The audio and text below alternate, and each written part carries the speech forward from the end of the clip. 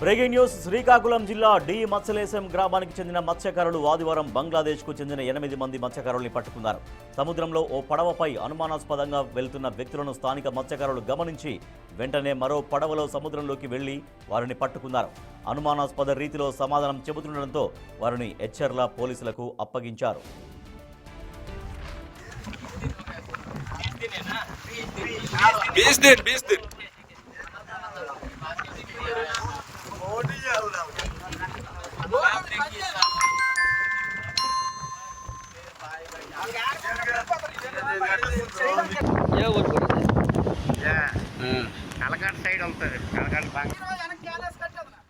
శ్రీకాకుళం జిల్లా డి మత్స్యలేశం గ్రామానికి చెందిన మత్స్యకారులు ఆదివారం బంగ్లాదేశ్కు చెందిన 8 మంది మత్స్యకారుల్ని పట్టుకున్నారు.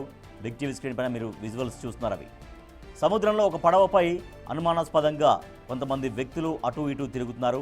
వాళ్ళని అక్కడ స్థానికంగా ఉండే మత్స్యకారులు గమనించారు.